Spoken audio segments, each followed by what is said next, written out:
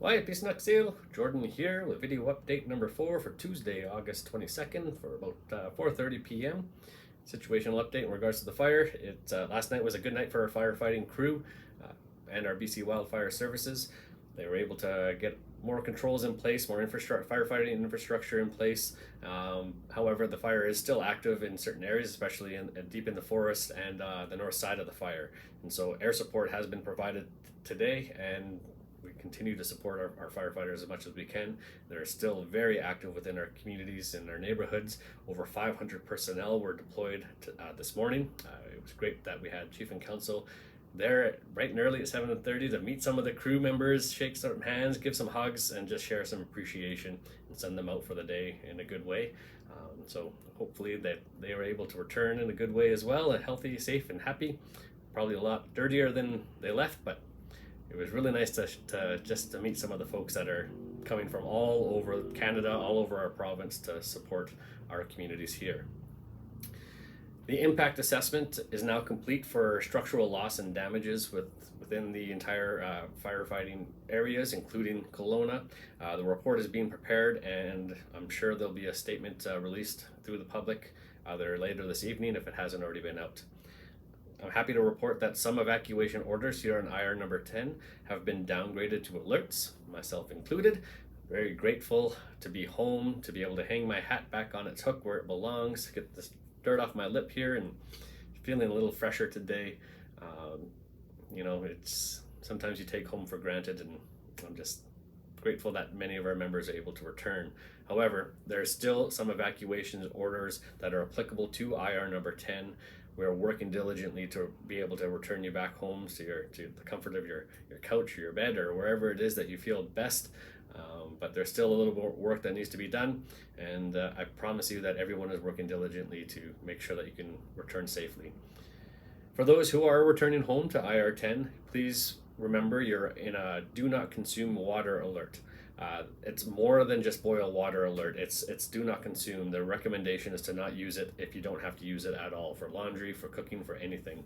I'm really grateful that for our utilities team, not just for doing the work day in, day out, even including the evenings, to get our water activated and clean and healthy for us, but also grateful that they're going to be putting out some special communications, more intelligent information than I can provide in a short time. So please keep your eyes open on SMEMI and other social media for that update in regards to how our water is doing and what they do to get it back online. It's to me, it's quite interesting, and I'm sure many of you will take some interest as well. For those who have been able to return, be aware that you're still on alert. So please don't fully unpack and be ready to leave at a moment's notice. Changes could happen to this fire quickly, as we were able to see on Thursday. We're hopeful that the weather will hold out for us. It's been quite nice, and we are expecting it to go into more seasonal patterns of mid-20s, but I'm not a meteorologist, so just be vigilant, be mindful, but also while you're at home, reassess your area for risk if you're able to. Clean out, dry areas. Make sure your deck furniture is kind of away from your home if possible. Also, just simple things like change your air filters within your furnace. Just keep yourself as healthy as possible. We'll have a little more updates in regards to air quality and things that are being done to help our members. But just be mindful that some are returning home, whilst there are many others that are still on evacuation order. And many, unfortunately, who won't be able to go home to a home at all. We don't expect and don't suspect extensive damages to structures or homes on our WFN lands, but regardless, these are definitely some of the most difficult times for many families within our area, within our region. Some may and most likely will be some of your family friends. So let's be grateful that we have what we are able to have today, but be mindful that others aren't so fortunate at this time.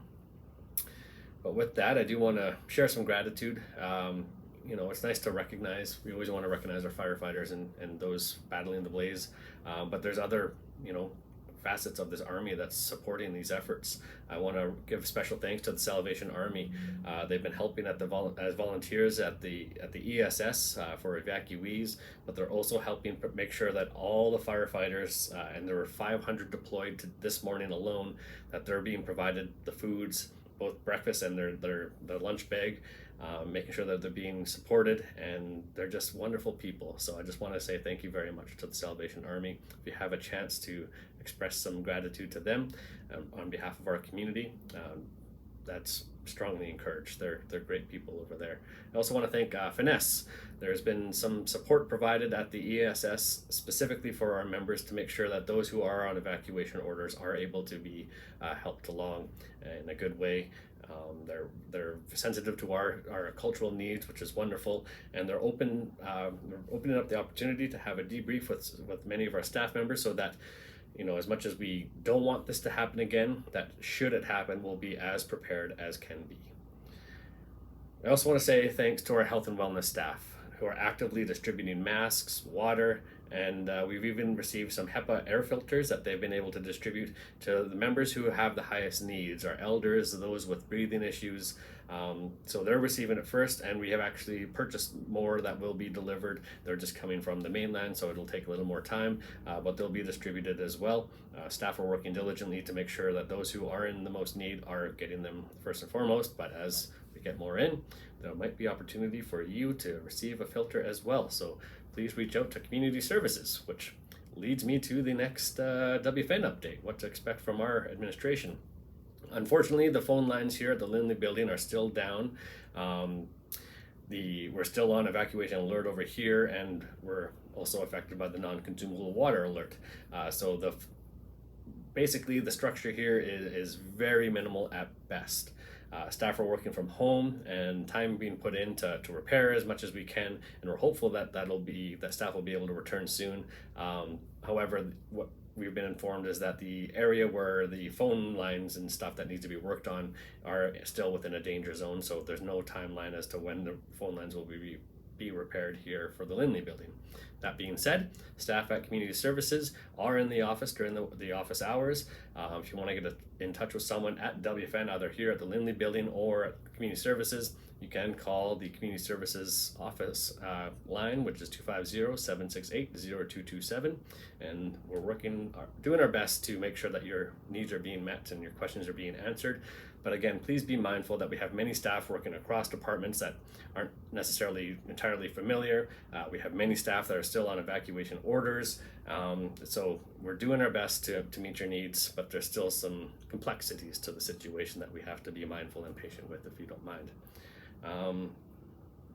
We also very excited to say that the youth center will be open tomorrow from 3 to 8 p.m. So those youth have been raging to get out and do something a little more than just sitting and looking at the smoke. The youth center is open, so head on down there if you're bored.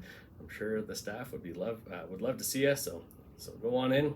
And moving forward, so the next steps for WFN here is we're going to start to work on our recovery plan, also our own specific impact assessments, and also just being mindful that this fire started within our community forest. We are anticipating some losses there, some damages to our forests and the animals within the area.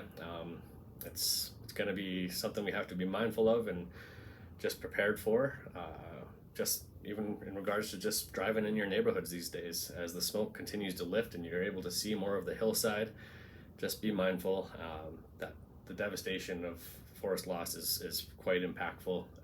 There's visible damages to homes, so something we just want to be mindful and respectful of as we get back into recovering here at WFN and in our community.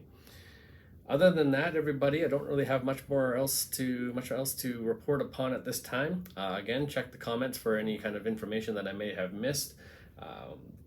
Please call Community Services if you have any needs or anything that you need during the office hours. But if you need the LEO number line one more time, 250-717-6147. I got it memorized now, and I hope you do too. Wish everybody all the best.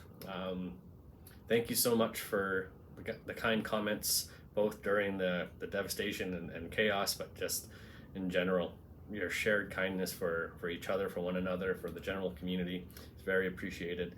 We really look forward to being able to just get back to a sense of normal, but for the time being, continue to be patient, kind, And let's keep our prayers and thoughts for those communities, those family members that are impacted by these forests.